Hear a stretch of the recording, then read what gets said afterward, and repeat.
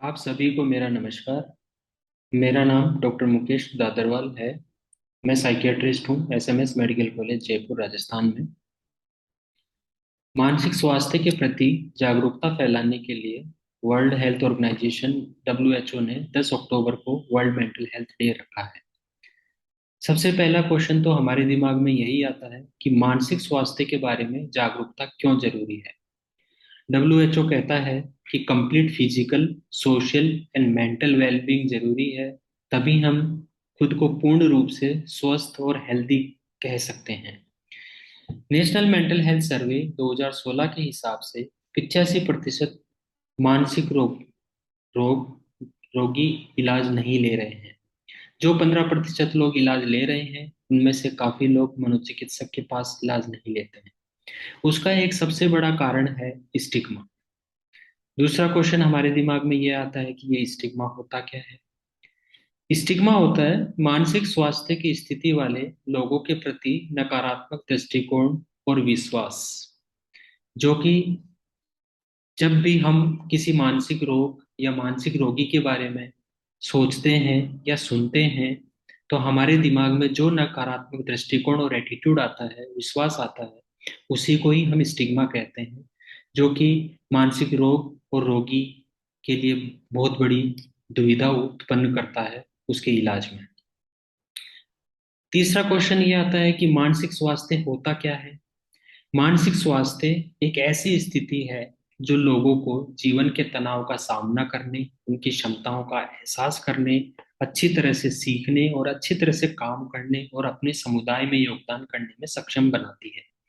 अगर हम हमारे समुदाय में योगदान नहीं कर पा रहे हैं, हमारे काम में अच्छा परफॉर्मेंस नहीं दे पा रहे हैं, लर्निंग नहीं कर पा रहे हैं, अच्छी तरह से काम नहीं कर पा रहे हैं, इसका मतलब ये है कि हम मेंटल हेल्थ इश्यूज से जूझ रहे हैं और हमें इलाज की और हेल्प की सख्त जरूरत है। मानसिक बीमारियों में कौन कौन सी बीमारियां आती हैं।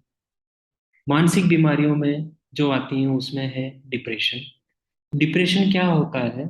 डिप्रेशन जब हम दो हफ्ते या दो से ज्यादा हफ्तों से ज्यादा दिनों के लिए जब मरीज दिन भर उदास महसूस करता है, शरीर में थकावट महसूस करता है, थोड़ी सी एक्टिविटी करते ही थकावट महसूस करता है, पहले जिन एक्टिविटीज को वो एंजॉय करता था, अब वो एंजॉयमेंट नहीं आ रहा है, उसके दिमाग में नेगेटिव विचार चलते रहते हैं, उसके दिमाग में गिल्ट आने लगता है, उसके दिमाग में मरने के विचार आने लगते हैं, तो हम उसे डिप्रेशन बोलते हैं। दूसरा डिसऑर्डर है एंजाइटी। एंजाइटी क्या होती है। एंजाइटी का मतलब ये है कि हमें अननेसेसरी घबराहट होने लगती है, दिमाग में चिंता होने लगती है, डर होने लगता है और हमारी धड़कन बढ़ जाती है कुछ समय के लिए, जिसे हम एंजाइटी बोलते हैं। तीसरी बीमारी है साइकोसिस।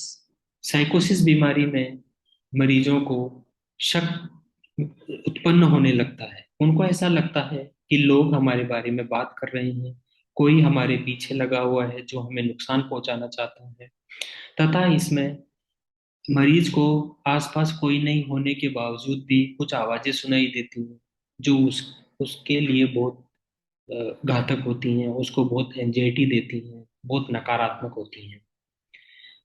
चौथी बीमारी है ओसीडी, जिसमें हमारे दिमाग में एक ही चीज को लेके बार बार विचार आते हैं, जैसे कि गंदगी को लेके। उस विचारों को रोकने के लिए हम बार बार हाथ धोते हैं, या उन विचारों को रोकने के लिए हम बार बार कुछ ना कुछ एक्टिविटी करते हैं। पांचवी बीमारी होती है नशे की लत। नशे की लत में मरीज को किसी भी तरह का नशा जो वो ज्यादा टाइम के लिए करता रहता है, उसकी लत लग जाती है, उसका एडिक्शन हो जाता है। वो भी एक बीमारी है तथा उसका इलाज संभव है।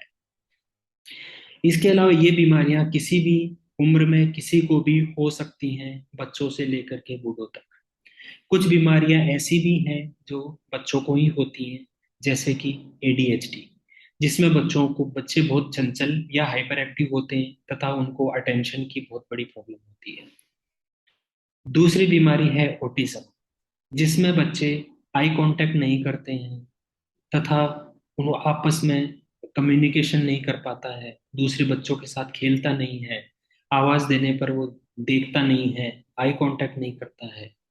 तीसरी बीमारी है आईडीडी, इंटेलेक्चुअल डेवलपमेंटल डिसऑर्डर, जिसमें बच्चे का कॉग्निटिव डिक्लाइन होता है, जिसमें बच्चे का दिमाग का विकास उसकी उम्र के हिसाब से नहीं हो पाता है। उसके बहुत सारे कारण हो सकते हैं। तथा बहुत बार बच्चों में ये भी देखा गया है कि स्कूल में बुलिंग होती है, उनके टांग खींची जाती है या दूसरे नामों से बुलाया जाता है। या फिर बहुत सारे बच्चों को लर्निंग डिसेबिलिटी होती है, एक किसी स्पेसिफिक टॉपिक स्पेसिफिक सब्जेक्ट को लेके, जिसकी वजह से वो स्कूल जाने से बार बार मना करते हैं। तो स्कूल जाने से मना करने के पीछे भी बहुत सारी बीमारियां हैं, बहुत सारे कारण हो सकते हैं जिनको जानना बहुत जरूरी है। नेक्स्ट बीमारी बच्चों में जो होती है कंडक्ट डिसऑर्डर, जिसमें बच्चे बहुत ज्यादा गुस्सैल होते हैं तथा बहुत कई बार बहुत बड़े बड़े कदम भी उठा लेते हैं जो उनके लिए नकारात्मक होते हैं तथा उसके कॉन्सिक्वेंसेस बहुत खतरनाक हो सकते हैं। कुछ बीमारियां जो ओल्ड एज में स्पेसिफिकली होती हैं, उनमें आता है डिमेंशिया, जिसमें मरीज को भूलने की प्रॉब्लम चालू हो जाती है तथा वो धीरे धीरे प्रोग्रेसिव होती है, जो कि सीवियर होती चली जाती है। ये सब बीमारियां मानसिक बीमारियां हैं तथा इनका इलाज संभव है। इसलिए अगर आप या आपके आसपास कोई भी इन बीमारियों से जूझ रहा है तो उसका इलाज करवाएं तथा उसका हेल्प लें और साइकेट्रिस्ट से मिलें। धन्यवाद।